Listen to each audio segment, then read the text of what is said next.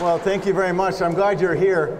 I intend to be brief. There's a lot of things going on today. Just if you want to mark your calendars, at 1 o'clock in room 112, we have the first meeting of our Health and Human Services Finance Conference Committee.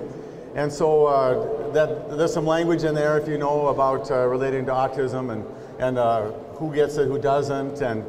And I woke up in November and discovered I was going to be a chairman, which was a surprise to all kinds of people. And it's a really hard job to have. And it's, you know, it's easy to criticize the past guy until it's you. And then it's like, ooh, I liked him a lot better. I have more credit for what he was accomplishing. I've had the privilege in that role of learning much more about some of the challenges that face families in different ways. And some people get all they need, some people get none. What's that about? And some people get maybe a little extra that they wouldn't have, that's not quite as valuable. What is the right size of service to give somebody? And I think the answer is not always the same for each child or individual who's getting the services. But it's really good you're here. As you fan out, I presume you're going to fan out after this and talk to your various legislators. I suggest you tell them your story and tell them what's worked for you, tell them why you couldn't get what you hoped to get, tell them your frustrations and your hope. And it helps us to understand the stories of the people we represent, because we don't always see that so much. And if you didn't pay attention, we're a little tight on money this year, and so every dollar has to be spent very, very carefully.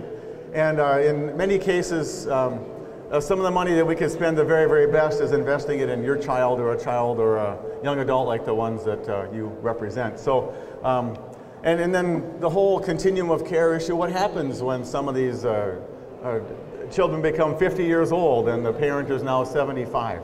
Now what? So help us with that. We have our hands so full, but I'll tell you, in a bipartisan way, we absolutely care about the challenges that you face every day, whether you're here as a parent or as a client or as a PCA or whatever you've come today as. Help us through this time. Help us find ways to make it work, to make it fair, to make it effective, and make it sustainable so that we can continue serving people, not just today, not just your child, or maybe your child missed out, but the one after that, and into the next decade to come, and maybe we'll find why this happens. And that to me is the best, if we can discover what the heck, how did this happen, and why did it happen to us?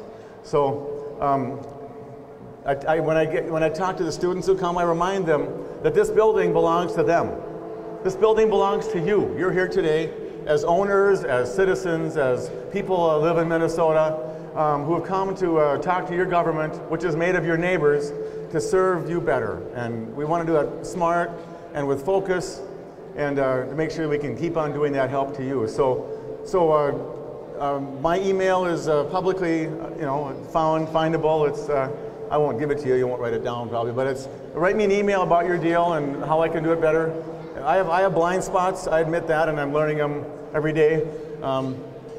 But help us do good work. Talk to the people on my conference committee. Talk to my health committee members. Talk to both sides. Autism should not be a partisan question. It should be a matter of finding resolution. It should be a policy question. It should be a money question.